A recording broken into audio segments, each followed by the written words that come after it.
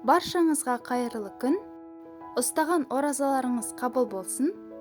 Бүгін оразаның 3-ші күніне арналған ас мәзірін сіздерге ұсынамын.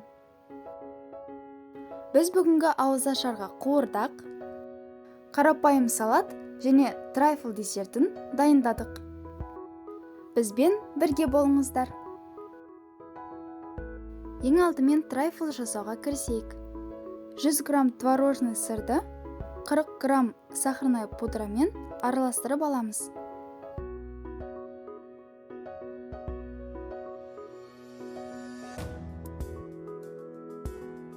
200 мл сливки құйып көпіртеміз. Трайфлдың кремі дайын.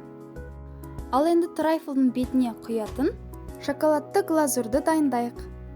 Ол үшін біз 50 грамм шоколад пен 50 мл сливкиді микротолқынды пеште ерітіп араластырып аламыз. Мен бүгін трайфлдың бисквиті ретінде шоколадты пирогтың үстіңгі бөлігін қолданамын. Ал енді десертті құрастыру ғана қалды. Бұл трайфл десертін кез келген өзіңіз қалаған ыдысқа осы видеода көріп тұрғаныңыздай етіп құрастырсаңыз болады.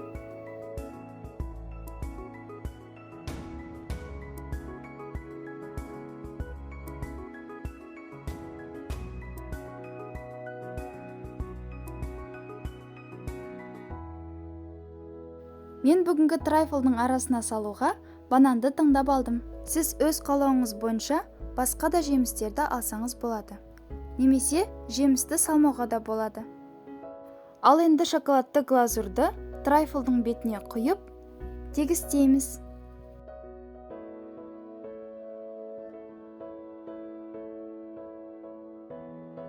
Трайфлдың бетін безендіріп шығамыз. Біздің десертіміз де дайын.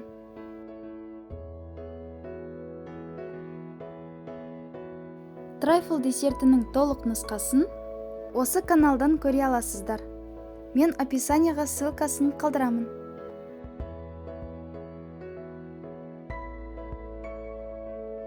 Ал енді қуырдақты жасауға кірісейік. 4 дана тауық аяқтарын бірнеше бөліктерге бөліп, дәмдеуіштер қосамыз.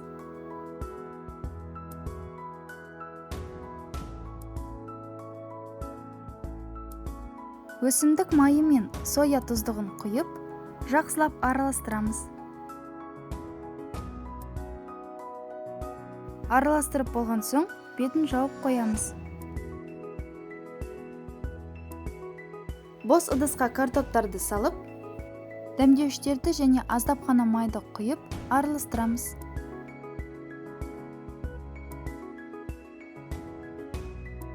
Қызып тұрған майға картоптарды салып, қуырамыз. Плита немесе газды ең жоғары градусқа қойып, майды қатты қыздырып, картоптар қызыл түсті болғанша қуыру керек. Және де қуыру кезінде картопты көп араластырмаңыз. Себебі картоп езіліп кетуі мүмкін. Картоптар осындай қызыл түсті болуы керек.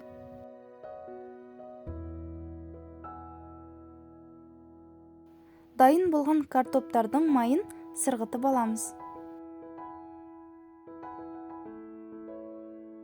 Қызып тұрған майға тауықтың аяқтарын салып қуырып аламыз.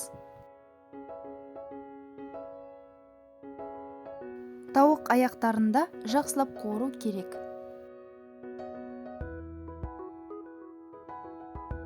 Қуырылған тауық аяқтарын майын сырғытып аламыз.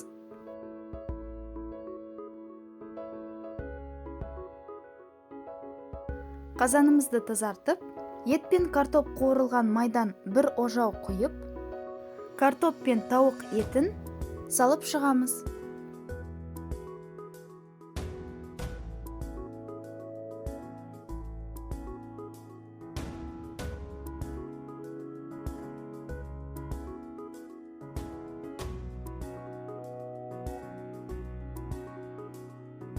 Үстіне 300 мл қайнаған су құйып, астын төмендетіп, 15-20 минутқа бұқтырып қоямыз.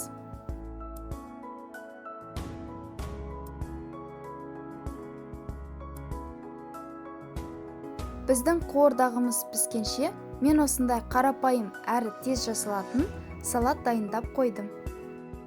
Ауызашардың 3-ші күніне арналған ас мәзіріміз дайын. Сіздерге рецепт ұнады деген ойдамын. Ұстаған оразаларыңыз қабыл болсын. Келесі кездескенше.